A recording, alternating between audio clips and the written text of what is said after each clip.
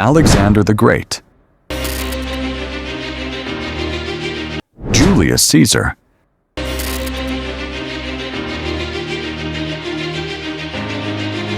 Genghis Khan,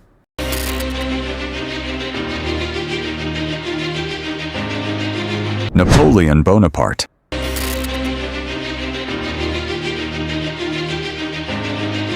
four of history's most unstoppable conquerors. Men whose ambition knew no limits, whose hunger for power and glory could never be sated. They didn't just fight battles, they reshaped the world itself. Alexander the Great stands as one of history's most legendary figures.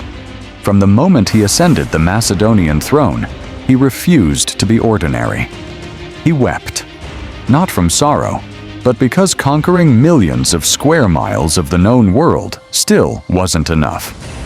Wealth, power, and titles held no fascination for him. All that mattered was conquest.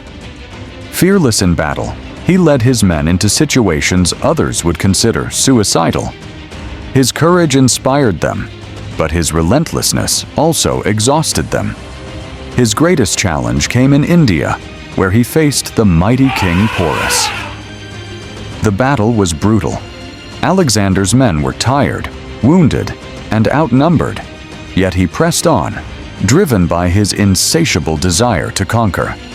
They begged him to turn back, to return home, to finally rest. Even the great Alexander could not ignore the human limits of his soldiers, and yet his ambition remained unbroken. Later, his excessive drinking would leave him gravely ill. When he lay dying, his final words about who should inherit his empire triggered decades of conflict among his generals, breaking his empire before it could fully flourish. Alexander's story is not just of conquest, but of ambition unchecked. A man who became larger than life itself. Then came Julius Caesar, Alexander's admirer, and perhaps his spiritual successor in ambition.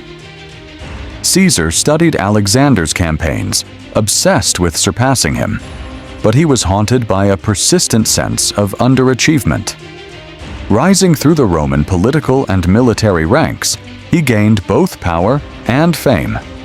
Yet fame was not enough.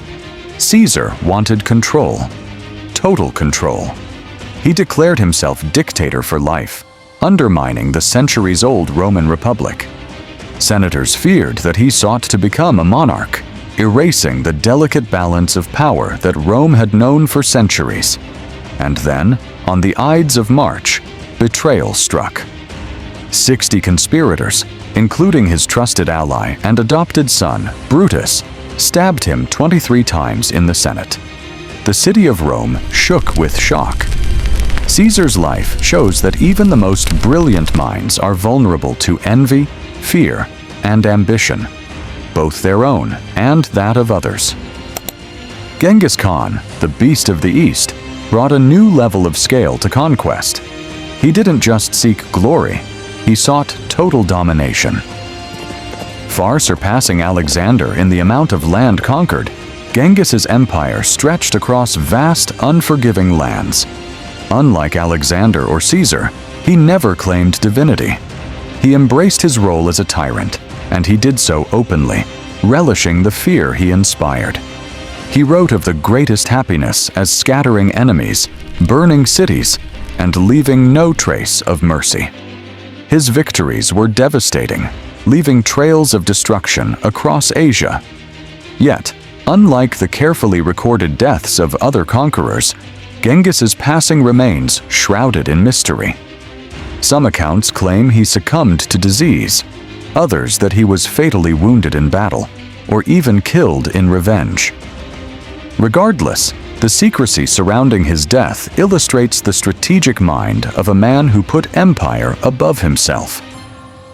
For Genghis, the conquest of the world was always the priority, even over his own funeral.